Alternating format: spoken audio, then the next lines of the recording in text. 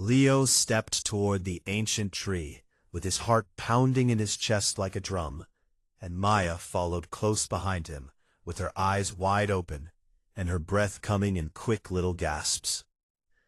The doorway in the tree was just big enough for them to walk through, without bending down, and strange blue light was coming from somewhere inside, calling to them like a voice without words.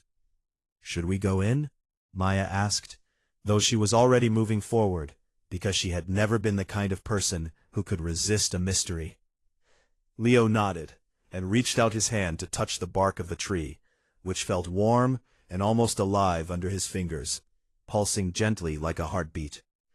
They walked through the doorway together, and found themselves in a tunnel that went down, down, down into the earth, with walls that glowed with that strange blue light that seemed to come from everywhere and nowhere at once. The air smelled different here, like honey and wildflowers. Something else that Leo could not name, but that made him feel safe somehow. "This is amazing," Maya whispered, running her fingers along the glowing walls as they walked deeper into the tunnel. After walking for what seemed like a very long time, the tunnel opened up into a cavern so huge that Leo could not see the ceiling or the walls on either side. But what he could see made him stop breathing for a moment, because it was the most beautiful thing he had ever witnessed in his entire life. Below them, spread out like a painting come to life, was the hidden valley that his grandmother had told him about in her stories, and it was even more magical than he had ever imagined. There were trees with silver leaves that caught the light and sparkled like thousands of tiny mirrors, and rivers that flowed with water so clear that you could see colorful fish swimming beneath the surface. Houses were built into the hillsides, round little homes with doors painted in bright colors, and windows that glowed warmly from the lights inside. And everywhere there were people walking and talking and laughing. People who looked almost like the people in Leo's village, but with something different about them, something that made them seem to glow from within. "The valley is real," Maya said, her voice shaking with emotion as tears started to form in her eyes. Leo wanted to laugh and cry at the same time, because his grandmother had been right all along, and his father had found this place, which meant that his father might still be alive somewhere down there. A winding staircase carved into the rock led down into the valley, and Leo and Maya began to descend, their legs tired, but their spirits lifted by the incredible sight before them. As they got closer to the valley floor, they could hear music playing, soft and sweet like bells ringing in a gentle breeze, and they could smell food cooking that made their stomachs growl with anticipation. A woman noticed them first, a tall woman with hair the color of autumn leaves and eyes that sparkled like emeralds, and she came toward them with her arms spread wide in welcome. "Children from the outside world," she said, her voice like a song. "We have been expecting you for a very long time, especially you, young Leo." Leo's heart jumped at the sound of his name, and he felt Maya grab his hand and squeeze it tightly. "How do you know my name?" Leo asked, his voice coming out smaller than he had intended. The woman smiled kindly and knelt down so that she was at eye level with him, and up close, Leo could see that her skin had a faint golden shimmer to it. "Your father told us about you," she said, and those words hit Leo like a wave crashing against the shore. "My father is here?" Leo asked, feeling tears start to burn in his eyes. "He is here," the woman confirmed, "but he is very sick, which is why we sent the letter to you. Because only someone from his blood family can help him now." Maya stepped forward, with a determined look on her face that Leo knew well from all their years of friendship. "What is wrong with his father, and how can Leo help him?" Maya asked, in a voice that demanded answers. The woman stood up and gestured for them to follow her, as she began walking toward the center of the valley, where a large building stood, made of white stone that seemed to glow in the eternal twilight of this underground world. "Many years ago, your father came to our valley, seeking adventure and knowledge," the woman explained as they walked, and we welcomed him because he had a good heart and a curious mind. Leo listened carefully, hungry for any information about the father he could barely remember. He fell in love with our valley and decided to stay with us, but he always talked about you and your mother, and he always planned to go back and bring you here to see the wonders he had found. Then why did he not come back? Leo asked, feeling anger and sadness fighting for control inside his chest. The woman's face grew sad, and she paused before answering, choosing her words carefully. Your father discovered something dangerous, a dark force that has been sleeping deep beneath our valley for thousands of years, and in trying to protect us all, he disturbed it and became cursed. Maya gasped and gripped Leo's hand even tighter than before. The curse is slowly taking his life force, the woman continued, and the only cure is a flower that grows at the very top of the Crystal Mountain, a place so dangerous that none of our people have ever survived the journey. Leo felt fear crawling up his spine like cold fingers, but he also felt something else, something stronger, a determination that burned like fire in his heart. I will get the flower, Leo said, surprising himself with how brave his voice sounded. Looked at him with respect and sadness mixed together in her beautiful eyes. The journey is very dangerous, young Leo, and I cannot promise that you will return. I do not care about the danger, Leo said firmly, because that is my father, and I will not let him die without trying to save him. Maya nodded beside him, her own eyes filled with fierce loyalty. I am going with him, Maya declared, because best friends do not let each other face danger alone. The woman studied them both for a long moment before a small smile appeared on her lips. You are brave children, braver than many adults I have known, and I believe that if anyone can succeed in this quest, it is the two of you working together. She led them into the white stone building where many people were gathered around beds, caring for those who were sick or injured. In the far corner of the room, lying on a bed covered with blankets that shimmered like starlight, was a man with brown, messy hair and honey-colored eyes that matched Leo's exactly. Father, Leo whispered, and he ran across the room and threw himself onto the bed, wrapping his arms around the man who had been missing from his life for so long. His father was weak and pale, but his eyes filled with tears of joy when he saw his son. Leo, his father said, in a voice that was barely a whisper, my brave, wonderful Leo, you came. Leo held on to his father and cried, letting out all the years of wondering and worrying and wishing, and his father held him back as best as he could with his weakened arms. I am going to save you, father, Leo promised through his tears. I am going to climb the Crystal Mountain and get the flower and bring it back to make you well again. His father reached up with a trembling hand and touched Leo's face, wiping away his tears. You have grown so much, his father said with wonder in his eyes, and you look so much like your mother, that it makes my heart ache. Maya stood at a respectful distance, but Leo waved her over to meet his father. This is my best friend Maya, Leo said proudly, and she is the bravest person I know, and she is going to help me save you. His father smiled at Maya and reached out to take her hand. Thank you for being there for my son when I could not be, he said, and Maya blushed and promised that she would always protect Leo no matter what. The woman with autumn hair approached them and placed her hand gently on Leo's shoulder.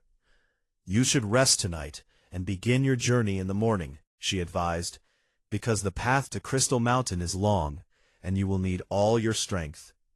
Leo did not want to leave his father's side, but he knew that the woman was right, and so he gave his father one more hug before allowing himself to be led to a comfortable room where he and Maya could sleep.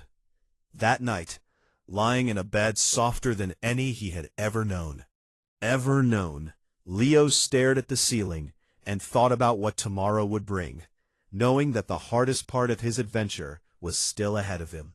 There was a boy named Leo who lived in a small village at the edge of a great forest, and he had always wondered what secrets the tall trees were hiding from him and everyone else who lived there.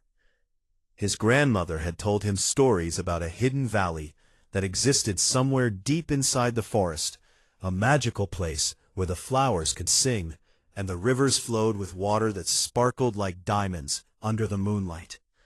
Leo was 12 years old, and he had brown hair that always looked messy, no matter how many times he tried to comb it, and his eyes were the color of honey, which his mother said reminded her of his father, who had disappeared many years ago. The villagers never talked about his father, because they believed he had gone searching for the hidden valley and had never returned, which made Leo even more curious about what was out there waiting to be discovered. One morning, Leo woke up to find a strange letter sitting on his windowsill. Could not understand how it had gotten there, because his window had been closed all night long.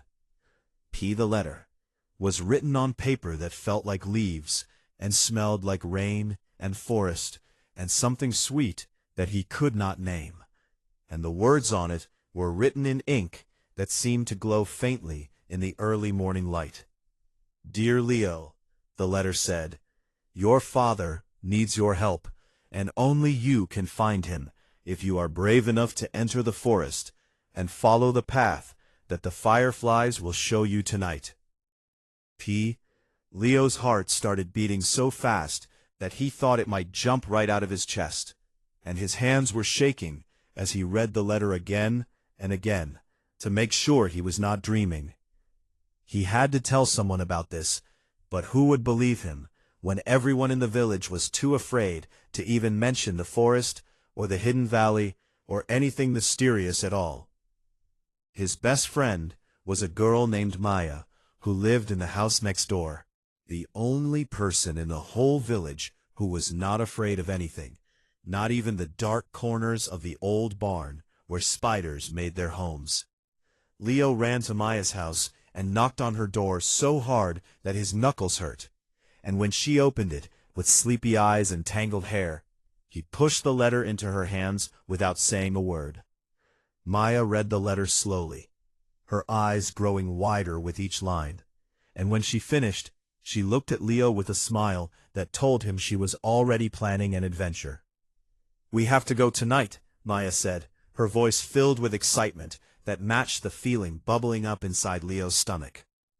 But what about our families? Leo asked, suddenly feeling scared about leaving everyone behind without telling them where he was going. Maya thought about this for a moment, tapping her finger against her chin the way she always did when she was thinking hard about something important. We will leave a note, she said. We will tell them that we are going to help someone who needs us, which is the truth, even if we cannot explain everything right now.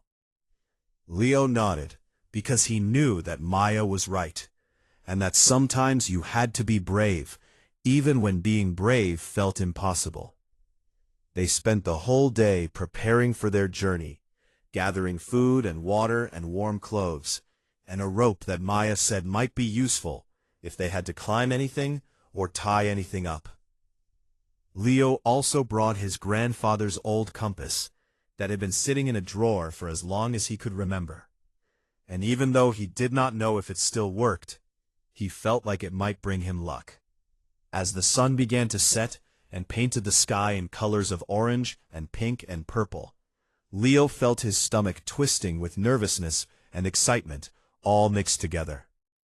Maya came to his house just as the first stars were appearing in the darkening sky, and she was carrying a backpack that looked almost too heavy for her. Small shoulders. Are you ready? She asked, and Leo took a deep breath before nodding his head. They walked to the edge of the forest, where the trees stood like giant guards, watching over a secret kingdom, and for a moment neither of them moved, because the forest looked so dark and mysterious. Then something magical happened that made Leo gasp with wonder, as hundreds of tiny lights began to appear between the trees, floating and dancing like stars that had fallen from the sky. Fireflies, Maya whispered, her voice full of amazement at the beautiful sight before them. The fireflies were not just flying randomly like normal fireflies did on summer nights. Instead, they were forming a path, a glowing trail that wound its way deeper and deeper into the forest. Leo looked at Maya, and she looked at him. And without saying anything, they both knew that this was the moment that would change their lives forever. They stepped into the forest together, following the magical lights that seemed to welcome them with their gentle glow. And the trees closed in behind them like a curtain falling after the first act of a play. The forest was not as scary as Leo had imagined it would be. In fact, it was beautiful in a way that he had never seen before, with mushrooms that glowed softly on the ground and flowers that seemed to watch them as they passed. Strange sounds filled the air around them, but they were not frightening sounds. They were like whispers and songs and laughter, all mixed together in a symphony that made Leo feel like the forest was alive. Maya walked close beside him, her hand sometimes brushing against his when the path became narrow, and Leo was grateful that he did not have to face this adventure alone.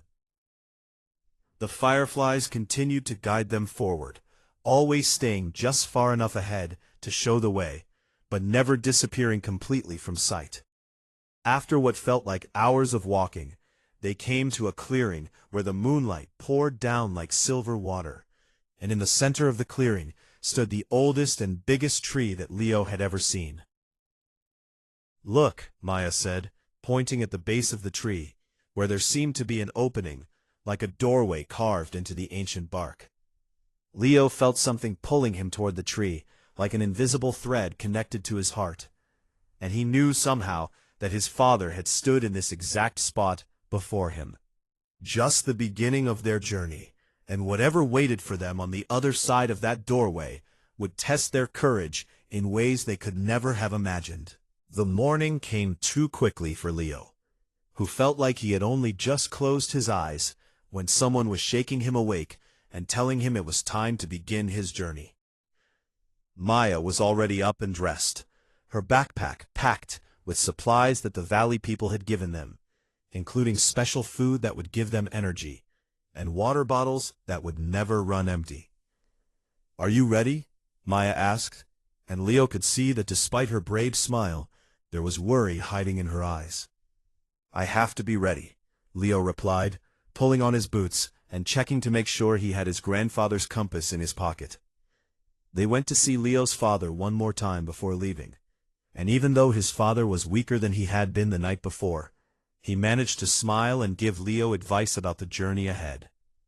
"The Crystal Mountain is alive," his father warned in a weak voice, "and it will test you in ways you cannot imagine, showing you your deepest fears, trying to make you turn back."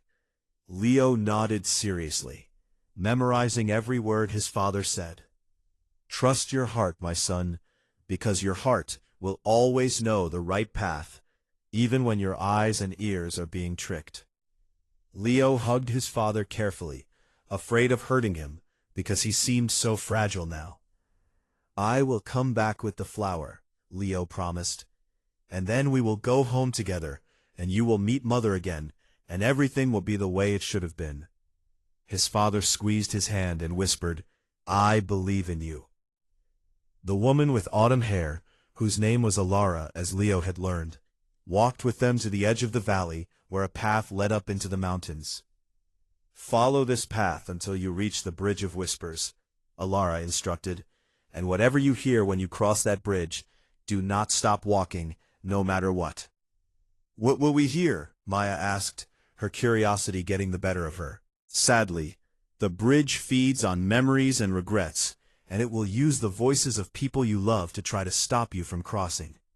Leo felt a chill run down his spine, but he straightened his shoulders and tried to look brave.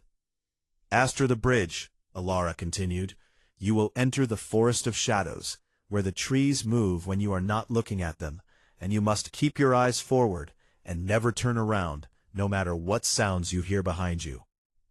Maya was writing notes in a small book she carried, determined to remember every warning. Beyond the forest is the mountain itself, made entirely of crystal that is colder than ice and sharper than knives, and at the very top grows the moonflower that can cure any curse. "How will we know when we have found the right flower?" Leo asked. Alara smiled gently and handed him a small pouch that hung on a silver chain. "When you find the moonflower, put one petal in this pouch and bring it back to us, because even one petal is enough to save your father if we can get it to him in time." Leo hung the pouch around his neck and tucked it safely inside his shirt. "One more thing," Alara said, her voice becoming very serious. "You have only 3 days to complete this journey, because after 3 days your father will be too weak to be saved by any medicine." Leo's stomach dropped at this news, and he felt panic starting to rise in his chest. 3 days is not very much time," Maya said, voicing the fear that Leo was feeling. "Then you must not waste any of it standing here talking to me," Alara replied with a gentle push. "Now go, and may the light of the valley guide your way." Leo and Maya began walking up the mountain path, looking back only once to wave goodbye to Alara, who stood watching them until they disappeared around a bend. The path was steep and rocky, and soon they were both breathing heavily and sweating despite the cool air of the underground world. "I did not know it would be this hard," Maya admitted, stopping to catch her breath and drink some water. Leo nodded in agreement, his legs already aching from the climb. But they could not stop for long because time was running out, so they pushed forward, helping each other over the difficult parts and encouraging each other when the path seemed impossible. After many hours of climbing, they heard something strange in the distance, a sound like many people whispering all at once. "The Bridge of Whispers," Leo said, feeling his heart beat faster. They came around a corner and saw it, a narrow bridge made of what looked like mist and moonlight, stretching across a deep chasm that seemed to have no bottom. "Remember what Alara said," Maya reminded him. "We cannot stop walking, no matter what we hear." They held hands and stepped onto the bridge together, and the moment their feet touched it, the whispers became louder and turned. "Leo," his mother's voice called out, sounding sad and afraid. "Leo, where are you going? Why are you leaving me all alone?" Leo felt tears spring to his eyes, because his mother's voice sounded so real and so hurt. "Do not stop," Maya said firmly, squeezing his hand and pulling him forward. But then Maya heard her own voices, her grandmother who had died 2 years ago, calling her name and asking why Maya had not been there when she needed her most. Maya stumbled and almost stopped, but Leo caught her and kept them both moving. "It is not real," Leo said through gritted teeth. "They are just tricks trying to stop us." More voices came, his father begging him to turn back, Alara saying the journey was hopeless, even his own voice telling him he was not brave enough or strong enough to succeed.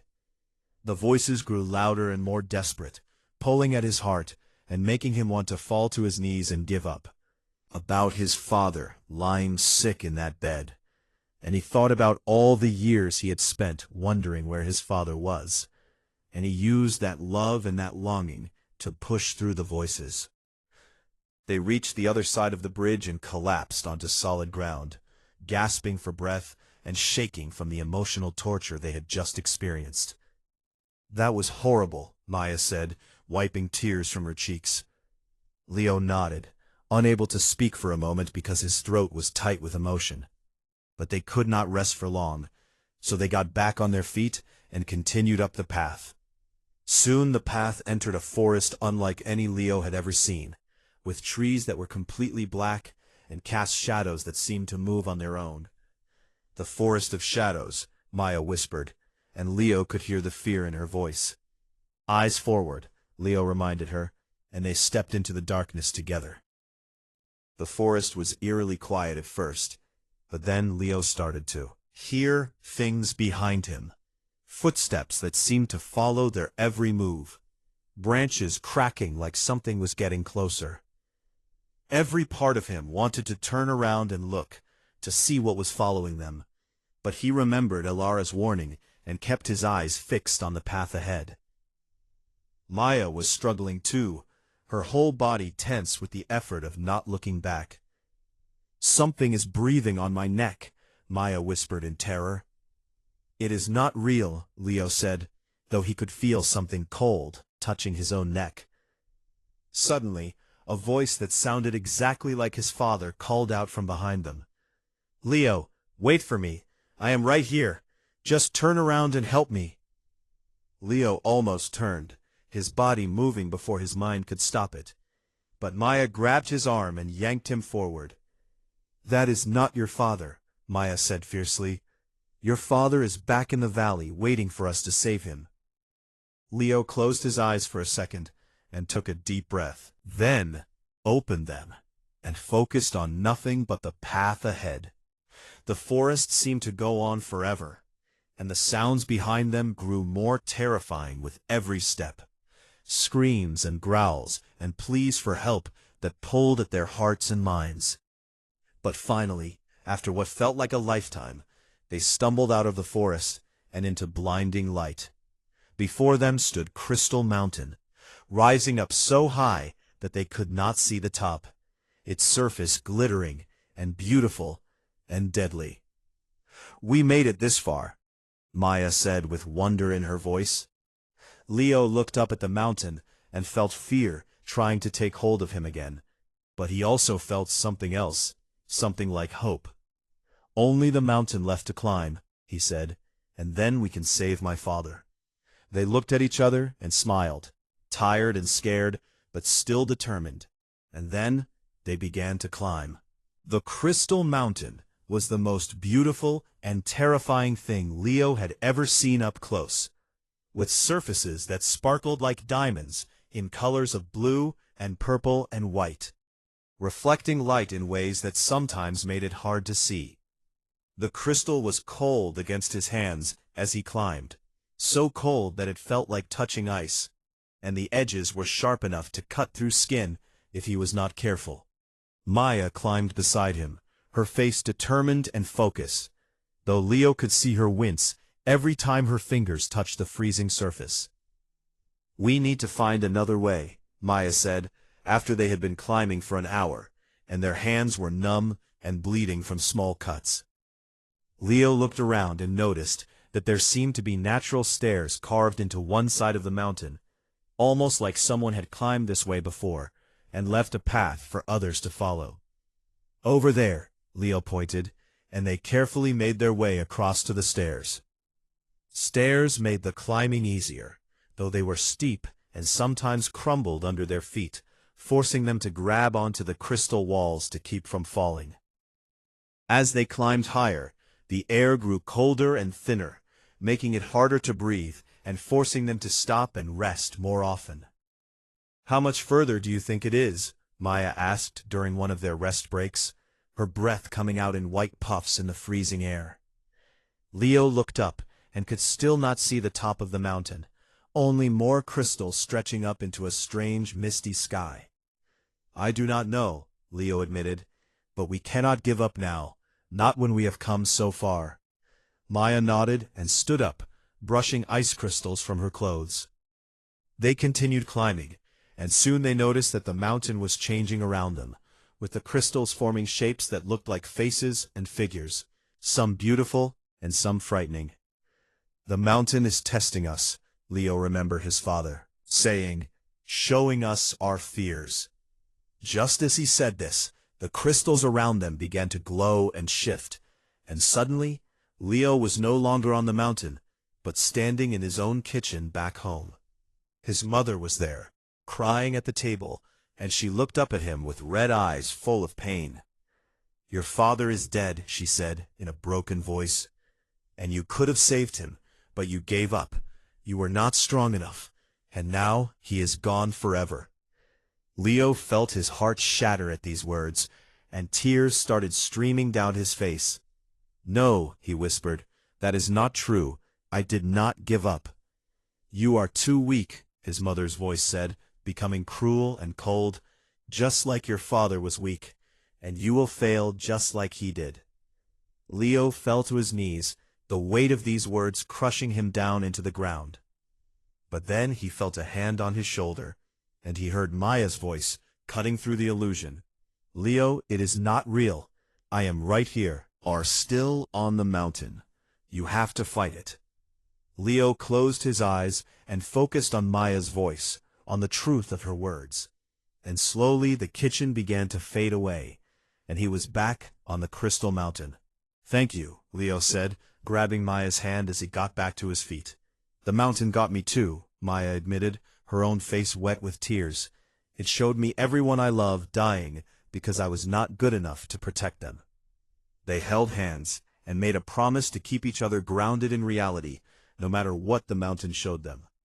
The higher they climbed, the more intense the visions became, flashing before their eyes in quick bursts that made them dizzy and confused. Leo saw himself alone in the world, with no family and no friends, saw the hidden valley destroyed and everyone in it dead, saw his father reaching out to him and then crumbling to dust before he could touch him. But every time a vision tried to pull him under, he would squeeze Maya's hand and remember what was real, remember why he was here, remember that the mountain was lying to him. Maya was doing the same thing, fighting her own visions with the strength she drew from their friendship. After what felt like days of climbing, but was probably only hours, they finally saw something different above them, a flat area at the very top of the mountain, where something was glowing with soft white light. "The top," Leo breathed, feeling hope surge through his exhausted body. They climbed the last stretch with renewed energy, pulling themselves up and over the final edge, to collapse onto the flat surface at the summit. For a moment, Leo just lay there, breathing heavily and letting his aching muscles rest. Then he opened his eyes and saw the most beautiful flower he had ever seen, growing from a crack in the crystal, right in the center of the summit. The moonflower was white, with petals that seemed to be made of pure light, moonlight, and it glowed with a soft silver radiance that warmed Leo's cold body and filled his heart with peace. "We found it," Maya said with wonder, crawling over to look at the flower more closely. Leo stood up on shaking legs and walked toward the moonflower, pulling the pouch from around his neck. But before he could reach the flower, a voice boomed across the mountaintop, deep and ancient and filled with anger. "Who dares to take my flower?" Leo looked around and saw that the crystals on the summit were moving, forming themselves into a giant figure that towered above them like a building made of ice and light. "I am the guardian of the mountain," the figure said, its voice making the whole summit shake. "And no one takes the moonflower without paying a price." Leo stood his ground, even though every part of him wanted to run away and hide. "What price do you want?" Leo asked, surprised by how steady his voice sounded. Leaned down, its face coming close enough that Leo could see his own reflection in its crystal eyes. "You must answer 3 questions truthfully," the guardian said, "and if you lie even once, you will become part of this mountain forever." Maya moved to stand beside Leo, her hand finding his once again. "We will answer your questions," Leo said, "because we have nothing to hide and we are not afraid of the truth." The guardian straightened up, and the first question came like a clap of thunder. "Why do you want the moonflower?" "To save my father," Leo answered immediately, "because he is dying from a curse, and this flower is the only thing that can cure him." The guardian nodded slowly, and Leo knew he had passed the first test. "Second question," the guardian boomed, "would you sacrifice your friend to save your father?" Leo felt his blood run cold at this horrible question, and he could feel Maya tense beside him. Carefully, before answering, knowing that his answer had to be completely true. "No," Leo said finally, "because my father would never want me to sacrifice an innocent person to save him. And Maya is not just my friend, she is my family, and I would rather die myself than hurt her." Maya squeezed his hand so tight it almost hurt, and the guardian nodded again. "Final question," the guardian said, and Leo braced himself. "Do you truly believe you are worthy of saving your father?" This was the hardest question of all, because Leo had spent his whole life wondering if he was good enough, wondering if he was worthy of love, wondering if his father had left because of something Leo had done wrong. He looked at Maya, who nodded encouragingly, and he looked at the moonflower glowing with its soft, beautiful light, and he looked inside his own heart for the truth. "I do not know if I am worthy," Leo said slowly, "but I know that I love my father with all my heart. And I know that I have climbed this mountain and faced my fears and never given up. And maybe worthiness is not about being perfect.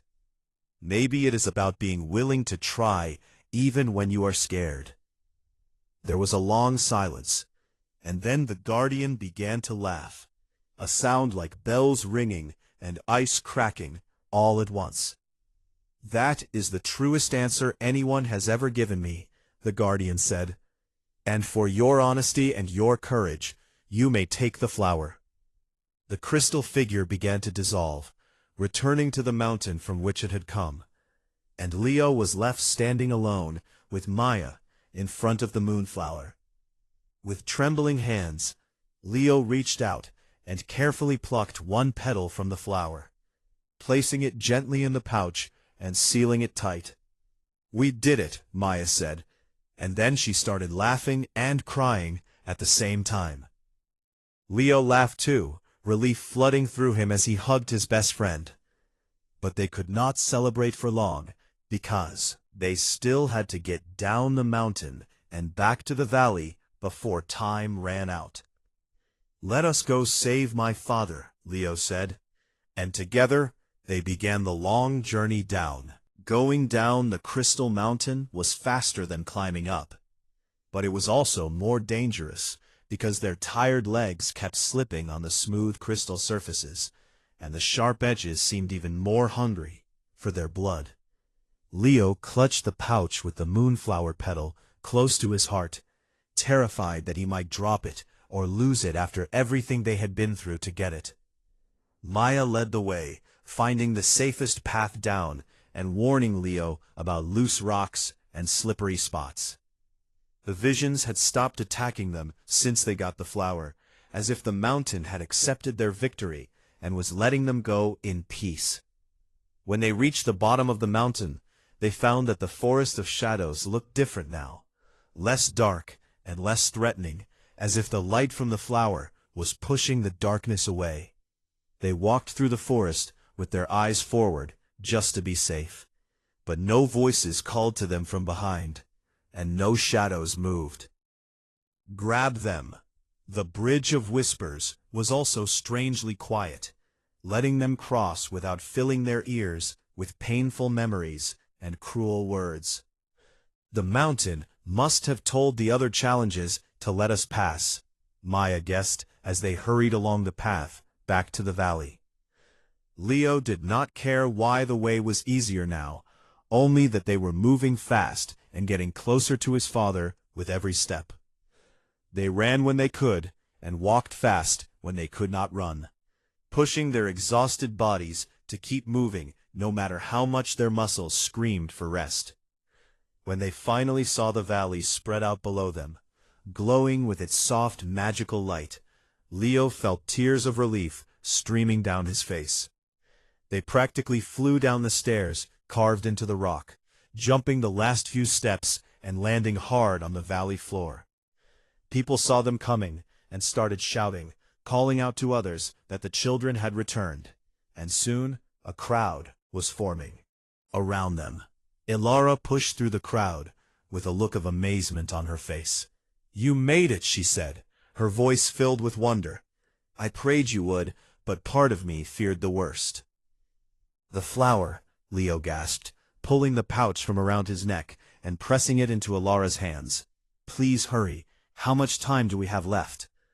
Ilara's face grew serious as she looked at the pouch.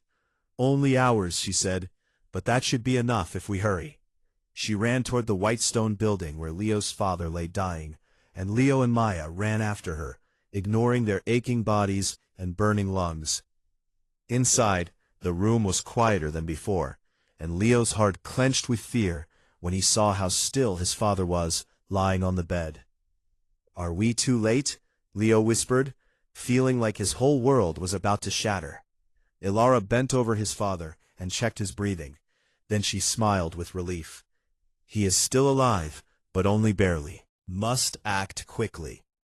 She took the moonflower petal from the pouch, and it glowed even brighter outside its container, filling the whole room with silvery light. Working with careful hands, Ilara crushed the petal into a powder and mixed it with clear water from a special jar, creating a glowing liquid that looked like moonlight you could drink. "Help me lift his head," Ilara instructed, and Leo rushed to support his father, while Ilara gently opened his mouth and poured the medicine inside. For a moment nothing happened, and Leo felt panic rising in his chest. Then his father's body began to glow with the same silver light as the flower, softly at first, and then brighter and brighter, until Leo had to shield his eyes. When the light faded, Leo looked at his father and saw that color was returning to his cheeks, and his breathing was becoming stronger and steadier. "It is working," Maya said with joy in her voice. Fluttered open, clearer and more focused than they had been before. And when they found Leo's face, a huge smile spread across his father's lips. "You did it," his father said, his voice stronger than it had been in days. "My brave, wonderful son, you actually did it." Leo threw himself onto his father and hugged him tight, sobbing with happiness and relief as his father's arms wrapped around him, strong and sure. "I thought I lost you," Leo cried into his father's shoulder. "I thought I would never get to know you." His father held him tight and let him cry, smoothing his messy brown hair and whispering words of comfort and love. "You never lost me," his father said. "I have been with you every day, watching over you in my thoughts and dreaming of the day I could hold you again." Maya stood back, with tears in her own eyes, happy for her friend, but also giving them space for their reunion. Ilara and the other valley people were celebrating, hugging each other, and cheering, because the curse had been broken and their friend was going to live. Over the next few days, Leo's father grew stronger and stronger, the medicine from the moonflower healing not just the curse, but years of weakness that had built up in his body. Leo spent every moment he could with his father, asking him questions about the valley and about his adventures and about everything he had missed in the years they were apart. His father told him stories that made him laugh, and stories that made him think, and stories that taught him lessons about bravery and kindness and the importance of following your heart. Maya joined them often, and Leo's father treated her like family, saying that anyone who would risk their life for his son was like a daughter to him. "What happens now?" Leo asked one evening, as they sat together watching the silver-leafed trees sway in an invisible wind. His father was quiet for a moment, thinking carefully. Before he answered, "That depends on what you want," his father said. "We could stay here in the valley, where it is safe and magical, or we could go back to the village and be with your mother, or we could do something else entirely." Leo thought about his mother waiting at home, probably worried sick about where he had gone, and he thought about his grandmother's stories that had turned out to be true. "I want to go home," Leo said finally. "I want you to see Mother again, and I want her to know that you are alive and that you never stopped loving us." His father smiled and pulled Leo close. "That is exactly what I was hoping you would say." Maya looked between them with a complicated expression on her face. "What about the valley?" she asked. "Will we ever be able to come back?" Ilara, who had been listening nearby, came to join them with a warm smile. "The valley will always be here for those who know the way," she said. "We'll always be welcome after what you did for us." She handed Leo a small crystal that glowed faintly with blue light. "When you want to return, just hold this crystal and think of the valley, and the fireflies will come to guide you." Leo took the crystal and thanked Ilara for everything she had done for them. The next morning, Leo and Maya and his father stood at the entrance to the tunnel that would take them back to the surface world. The whole valley had come to say goodbye, and Leo felt sad to leave this magical place, even though he knew it was the right choice. "Thank you for saving our friend," Ilara said, giving Leo a final hug. "And thank you for showing us that the outside world still has heroes." They walked through the tunnel together, climbing up toward the light that filtered down from above. When they emerged from the great tree and stepped into the forest, the sun was just rising, painting the sky in colors of gold and "I had forgotten how beautiful the sunrise was," Leo's father said with wonder in his voice. They walked through the forest that no longer seemed scary or mysterious, just peaceful and full of life. When they reached the edge of the forest and saw the village spread out before them, Leo felt his heart fill with happiness. His mother was standing at the edge of the village, looking toward the forest as if she had been waiting there for days, and when she saw them, she started running. She ran past Leo and threw herself into his father's arms, crying and laughing and saying his name over and over again. Leo watched his parents hold each other after so many years apart, and he felt like everything was finally right with the world. Maya stood beside him, and they smiled at each other, knowing that their friendship had been tested in the fires of adventure and had come out stronger than ever. "That was quite an adventure," Maya said with grin. Leo laughed and nodded, pulling out the crystal that Ilara had given him. "Something tells me it was only the first of many," he said, watching the crystal glow softly in his hand. His father came over and put an arm around Leo's shoulders, and his mother took his hand, and together they walked back to the village as a family for the first time in years. There would be questions to answer, and stories to tell, and a whole new life to build together. But Leo was not worried about any of that. He had climbed the Crystal Mountain, crossed the Bridge of Whispers, walked through the Forest of Shadows, and faced his deepest fears. Whatever challenges came next, he knew he could handle them, because he had learned the most important lesson of all, that love and friendship and courage could overcome any obstacle, no matter how impossible it seemed. And sometimes, the greatest adventures are the ones that lead you home.